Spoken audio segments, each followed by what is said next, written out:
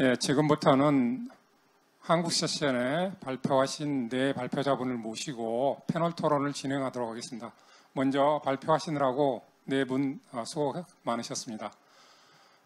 발표하신 분들 개별적으로 먼저 질문을 드려서 답변을 듣고 그 다음으로 공통 질문을 드려서 공통 답변을 하는 방식으로 하겠습니다.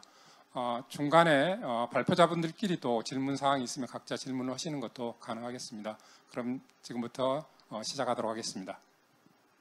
네, 제가 이범준 교수님에게 먼저 여쭙겠습니다.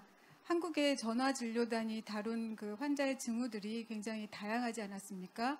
주로 이제 청폐배독탕으로 호흡기 증상을 치료한 것 외에도 그 피로, 그다음에 이제 후유증으로 남은 증상들이 있는데요. 거기에 대해서 세 개의 한약을 다루는 의사들이 쓰기에 좋은 처방을 좀 권고할 만한 것들이 있을까요? 얼마 동안 또 쓰면 좋을까요?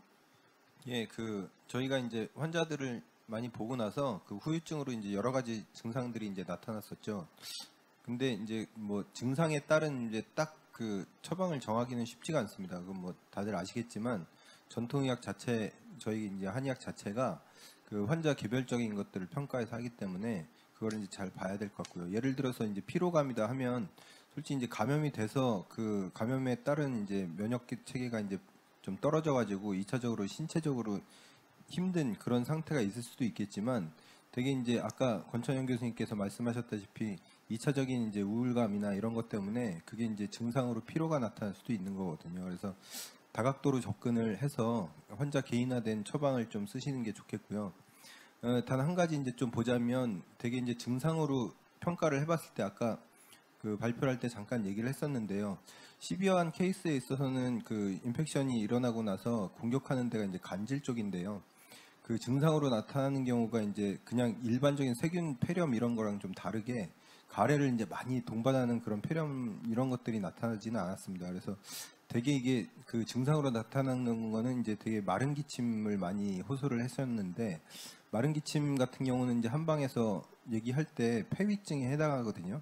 그래서 되게 이제 요번 그 바이러스 감염을 일으키신 분들이 되게 이제 눈 뻑뻑하다, 뭐 되게 이제 그 2차적으로 이제 마른 기침 나타나고 좀 호흡이 답답하다 이런 증상들 호소가 많습니다. 그래서 그런 그 우리가 이제 흔히 얘기하는 폐음이 부족한 그런 상태가 되는 경우가 많아서 되게 그런 것들을 이제 회복하는 쪽에 한약을 쓰는 것이 키포인트가 될 것 같습니다. 다음은 제가 장윤수 교수님께 질문을 드리겠습니다. 그 한국 전화진료단이 주로 이제 경증과 후유증 관리를 하였다고 했었는데 폭발하는 환자 수로 의료 체계에 부담을 주는 경우 선별해서 격리를 한 경우가 있고 지금도 이제 계속 한국의 상황이 조금 환자 수가 늘어나는 상황이고 최근에는 자가에서 그냥 격리해서 치료하는 방법까지 고려하고 있다라는 보도도 나오기 시작하고 있는데요. 그런 상황에서 전화로 어떤 모니터링을 하면서 어떤 치료 정도의 의미가 있을지 그거에 대한 좀 답을 주시면 좋겠습니다. 예, 우선 굉장히 지금 이번에 한의사들이 올해 상반기에 했던 이런 모델들, 저희도 처음이었지만 결국은 이런 모델들이 향후에 굉장히 의미가 있고 가치가 있을 거라고 생각을 합니다. 가장 큰 이유로는 이제 저희 나라 상황도 계속 끊임없이 변하고 있고요. 그 다음에 국제사회를 돌이켜보면 나라마다 상황이 너무 많이 다릅니다. 근데 이런 국가별 상황에서 보다 보면 분명히 저희 한국 한의학에서 보여줬던 이 모델이 정확히 맞는 데가 굉장히 많이 있을 거라고 생각을 합니다. 제가 아까 발표 때 말씀드렸는데 전체 환자의 80% 이상은 경증 환자이고 그 다음에 이 지구상에는 각 나라별로 차이가 있습니다만 평균적으로 30% 정도가 1차 진료 의사들이 있습니다. 그렇다면 우리가 코로나 대처하는 그림을 보거나 영상 보거나 TV를 볼 때 항상 느껴지는 부분들이 선별진료소와 그 D레벨, D등급의 방호복을 입은 사람들이 진료하는 모습만을 보게 되어 있는데요. 그러한 규모로 대규모로 폭발적인 환자가 늘어날 경우에는 그런 형태의 시스템에서 모든 걸 수용할 수가 없습니다. 그럼 결국은 이번에 저희들이 보여주었던 바로 그 모델, 원격 진료를 이용한 그리고 1차 진료 의사를 이용한 이런 환자 케어 시스템이야말로 가장 적절한 답이 될 것이며 가장 적절한 모델이 될 거로 생각을 하고요. 특히 한의사들이 좀 더 밀착되어서 어떤 한의학적인 진단과 방법을 이용해서 하게 된다면 좀 더 면밀하게 환자를 돌볼 수 있을 것이고 좀 더 어떤 시너지를 낼 수 있는 그런 모델이 될 것으로 생각합니다. 네, 권찬영 교수님에게 질문하겠습니다. 그 격리가 필요한 질병의 경우에 뭐 정신과로 그 격리를 한 건 아니죠. 근데 그래서 생긴 그 정신과 영역의 진료가 또 이렇게 그 부각되고 있습니다. 그 원격 진료나 화상을 통해서 하는 그 의료인의 자문이 그 결국 어느 정도의 효과를 볼 거라고 생각하시는지요? 예, 정신건강 분야에서는 원래 텔레메디슨이 이전부터 관심을 많이 받아왔습니다. 그래서 이미 연구도 많이 발표되어 있는데요. 텔레메디슨 대표적인 예로 2013년도에 아메리칸 저널 오브 사이키아트리 여기에서 발표된 연구에 따르면 1차 의료 환경에서 우울증 환자들 대상으로 두 군으로 나눠서 한 군에는 직접 대면 진료를 하고 또 다른 한 군에는 텔레메디슨 진료를 한 거예요. 18개월 동안 추적 관찰을 했는데 텔레메디슨 그룹에서 그 정신과적인 치료 반응이나 아니 관해가 더 높았다는 보고가 있습니다. 그 결과에 대해서 굉장히 흥미로운 고찰을 하고 있는데 저자들은 텔레메디슨을 사용했을 때 환자들의 치료에 참여가 더 높아서 이런 그 고무적인 결과를 얻은 것 같다 이렇게 보고를 하고 있고요. 최근에 2019년도에 AHRQ에서 거기서 주기적으로 이제 컴패러티브 이펙티브니스 리뷰라는 시리즈물을 발표를 하는데 거기 텔레헬스에 대해서 정말로 텔레헬스가 효과적이냐에 대해서 기존의 문헌들을 광범위하게 수집해서 정말로 의미가 있는지 다양한 질환에 대해서 다양한 병적 상태에 대해서 분석을 한 바 있습니다. 그 결과물에서도 텔레헬스가 정말로 효과가 있고 기존의 대면 진료와 큰 차이가 없다 이런 보고를 하고 있는데 단 한 가지 문제점은 서비스의 편차가 굉장히 다양하다는 점입니다. 여기서 말하는 서비스는 서비스의 내용도 있지만 아까 전에 제 발표에서 강조했던 어떤 테크놀로지로 적용을 할 거냐 이게 중요하다고 생각을 하고 이러한 결과를 저희 센터에 빗대어 보면 사실 저희 센터에서 사용하고 있는 정신건강 자원은 굉장히 제한적인 편입니다. 되게 인텐시브한 정신과적 관리라고 할 수 없고요. 그래서 저희 센터에서 정신건강에 대해서 좀 더 투자를 하는 게 더 필요하다고 생각하고 특히 직접적인 인텐시브한 정신과적 관리를 할 수 있는 인력들을 소수라도 팀을 만들어서 그런 팀이 환자분들과 양방향적인 소통을 하면서 정신과적인 관리를 이어나가면 더 좋은 결과를 만들 수 있지 않을까 생각해 봅니다.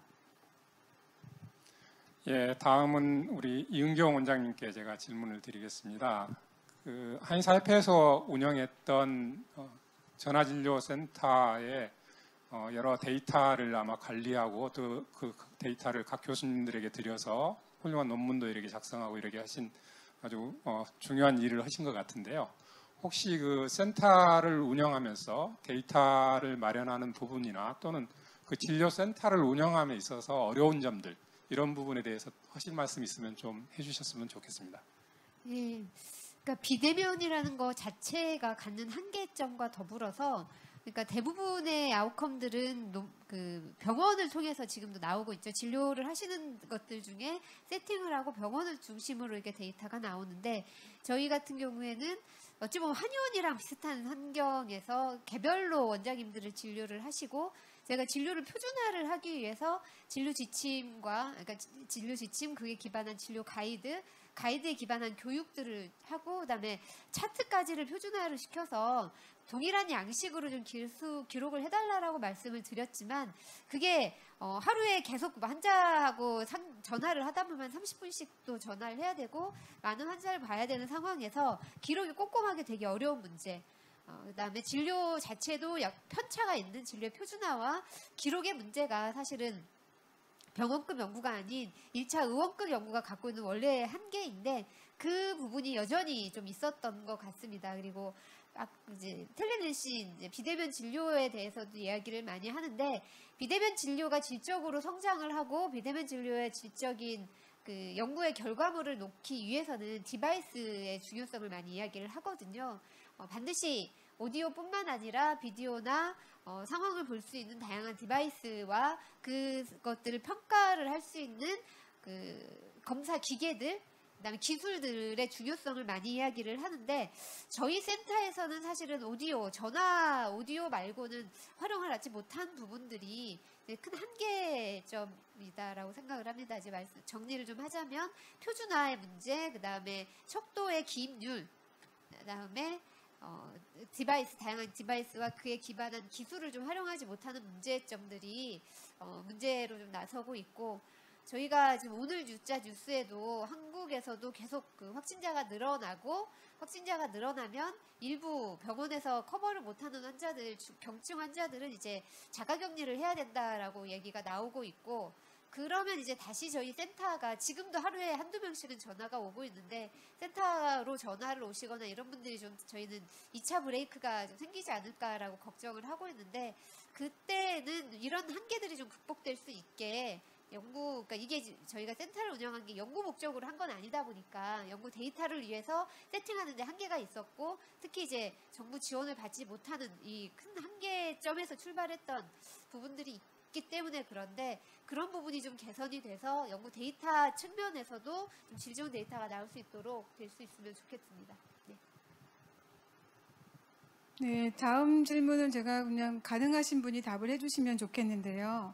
그 치료법이나 그 백신이 아직 없는 상태로 이렇게 지속되는 경우에 그 지금 현재 우리가 하고 있는 게 그 개인 방역, 거리두기 이런 게서 원인을 이제 접촉을 차단한다 하는 것만 하고 있지 않습니까?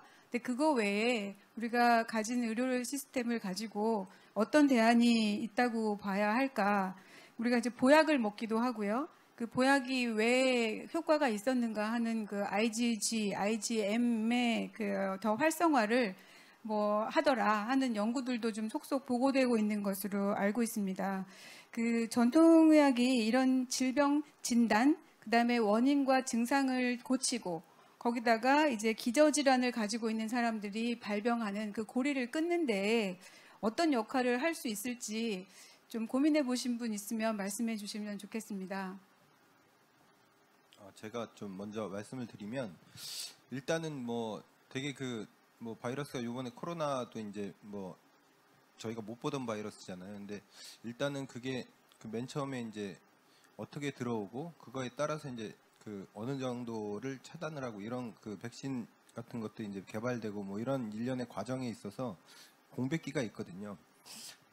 실제로 그때 이제 한약을 사용하면 굉장히 이제 좋을 것 같은데, 기본적으로도 그 이제 규명이 되지 않은 과학적으로 규명이 되지 않은 단계에서 이제 전통적으로 이제 그냥 그 데이터만 갖고 이제 사용하는 것은 좀 문제가 있기 때문에 이게 이제 공중 보건학적으로 받아들이기가 좀 힘들죠. 근데 저희가 이런 단계에서 이제 기본적으로 실행했던 여러 가지 이제 데이터들을 좀 많이 쌓아야 되지 않을까 싶습니다. 그 기본적으로 이제 이번 코로나 바이러스는 이제 ACE2 그 리셉터를 통해서 이제 들어오는데, 이렇게 저희 국내 연구는 아니지만 이제 외국 연구에서도 그런 것들을 이제 차단하는 그런 한약제 그 실험 논문들이 이제 많이 나와 있었고, 그런 거를 통해서 이제 환자들한테 이제 그런 본초가 많이 들어간 한약들을 이제 추천을 해줄 수가 있었거든요. 근데 그런 연구들이 이제 없던 상황에서는 저희가 이제 변증만을 통해서 이렇게 환자들한테 이제 투여를 하게 되는 것이 기본적인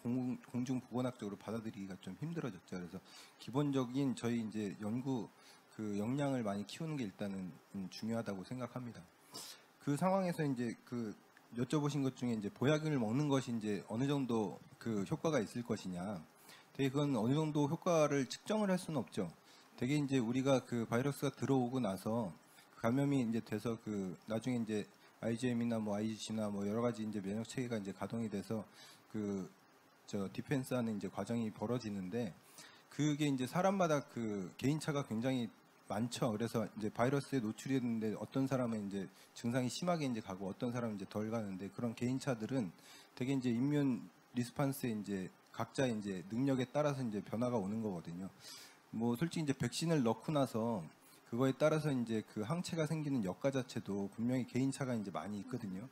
그런 상황에서는 되게 이제 측정을 하기가 이제 좀 뭐 딱하고 수치로 나오진 않지만, 한의학적인 이제 평가를 해볼 때 그 몸이 이제 허한 사람, 이런 사람들이 분명히 이제 그런 그 개연성이 이제 크기 때문에 평상시 때 그런 것들을 이제 많이 해놓으면 우리가 이제 아까 얘기하셨던 면역 증강 같은 것들이 이제 일어나면서 이뮨 부스팅이 일어나면서 똑같이 백신을 맞아도 항체가 효과가 좀 더 높게 나타나거나 되게 이제 똑같이 바이러스에 노출이 돼도 본인의 이뮨 디펜스 능력이 좀 더 뛰어나거나 이렇게 이제 되면서 그 개인화된 차이를 우리가 한약으로 이제 만들어 나갈 수 있지 않을까. 그런 어떻게 규명할 거냐의 방법은 이제 저희가 계속 생각을 해봐야 되겠지만 그런 면이 분명히 있을 것이라고 생각을 합니다. 제가 조금 보충 설명 말씀도 드리자면은 혹시 또 저희 이 영상을 보는 일반인도 계실 거기 때문에 요즘 광고 같은 데 보면 면역 강화한다는 굉장히 다양한 식품들을 광고를 많이 하고 있습니다. 그런데 이런 종류의 바이러스들은 열쇠를 갖고 있어요. 우리 몸이 면역력이 좋고 나쁘고 상관없이 그냥 키를 열고 속으로 들어옵니다. 그래서 감염 자체를 막을 유일한 방법은 아까 역시 제시해 주셨던 대로 개인 방역과 거리 두기밖에 없습니다. 그런데 일단 우리 몸에 침투했던 이런 바이러스들을 이겨내는 것은 그 다음에 개인의 면역력 또는 개인의 저항력, 아까 얘기했던 이뮤노글로불린들의 어떤 방어 체계들이 이제 관여되게 되어 있는데 그런 부분에 있어서는 아직까지 뭐 에비던스가 많이 있지는 않지만 계속 쌓여가는 단계이긴 하지만 그런 저항력 자체를 높여주는 데서는 한약이 일정 정도로 기여를 할 수 있지 않느냐. 그 다음에 동시에 어떤 개인의 운동이라든가 평소에 이런 생활 관리들 그리고 기저질환에 대한 꾸준한 관리들이 매우 중요하기 때문에 그런 면에서는 저는 개인적인 의견입니다만 충분히 약을 이용해서 한약을 이용해서 그런 면역을 높일 수 있는 부분에 대해서는 아주 긍정적일 거라고 생각을 하고 있습니다. 저도 추가 하나 제 전공 분야는 아니지만 전 예방 측면에서 코로나 바이러스에 감염되지 않는 것도 중요한 예방이지만 코로나 바이러스에 감염된 이후에 중증화를 막아주는 것도 중요한 예방 전략이라고 생각합니다.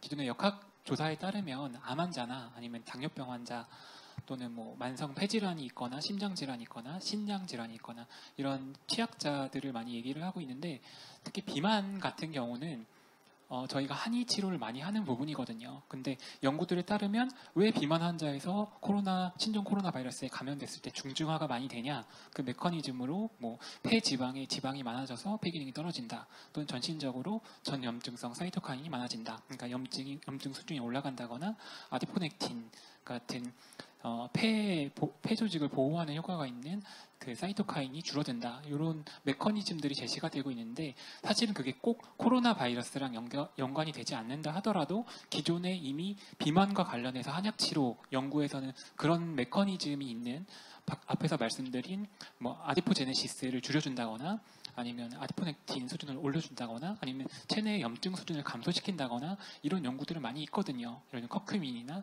베르베린, 진세노시드 이런 성분들이 있기 때문에 그런 연결고리를 찾는다면 우리가 이런 호양적 분석도 해볼 수 있겠죠. 예를 들면 한국에서 비만 환자들이 있는데 그 분들 중에서는 한약 치료를 하던 분들도 있을 거고 아마 하지 않은 분들도 있을 겁니다. 근데 그분들 중에서 실제로 코로나 바이러스에 감염이 되었을 때 중증화가 되는 비율이 차이가 있는가 이런 부분도 우리가 확인을 하면서 물론 근거로서 밝혀줘야 되겠지만 그런 부분에서도 한약의 역할을 찾아볼 수 있지 않을까 생각을 하고 있습니다. 네, 고맙습니다. 너무 아주 풍부한 답을 주셨습니다. 예, 그러면 이제 마지막 질문을 드리도록 하겠습니다.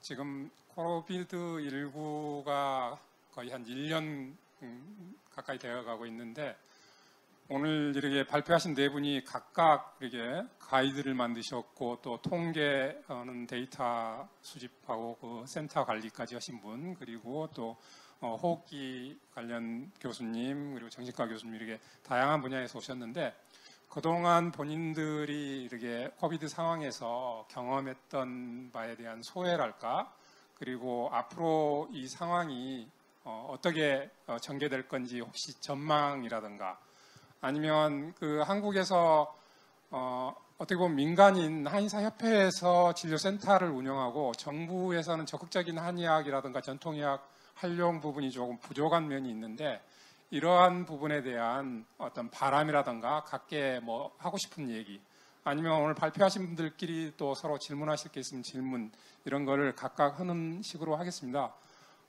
순서를 우리 이은경 원장님부터 시작할까요? 예.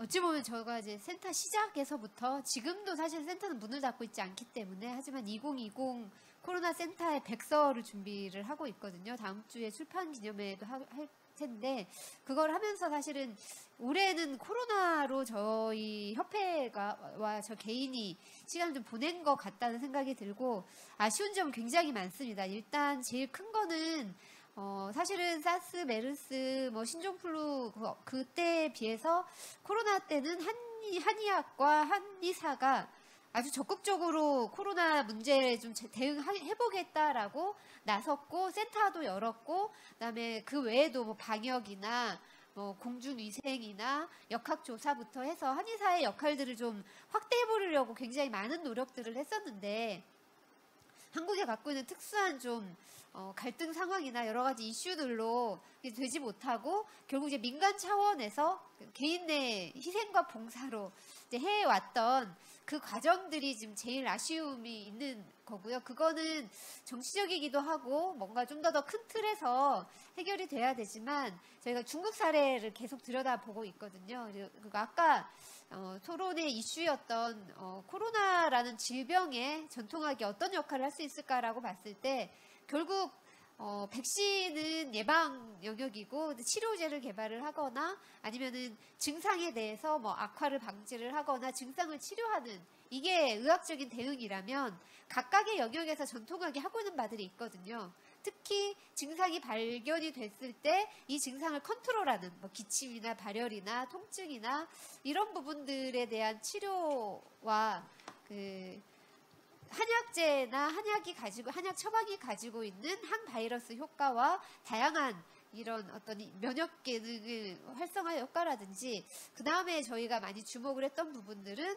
후유증이 남은 분들의 체력을 증진시키거나 후유증을 호소하는 분들을 치료하는 이 역할들이 사실은 중국을 통해서 증명이 되고 있는 전통하게 치료적인 역할이라고 생각이 들고 또 의료인이 굉장히 부족한 상황에서 거의 비슷하게 교육을 받고 충분히 트레이닝 되어 있는 한의사가 공중위생이나 방역에 참여하는 문제들 이런 과제들은 사실은 모든 분들이 지금 현재의 이 코로나 문제가 올해로 끝날 거라고 그 누구도 얘기하지 않고 사실 코로나가 아니더라도 신종 감염병은 우리 인류가 같이 더불어 살아야 되는 문제라고 다들 이야기를 하고 계시거든요.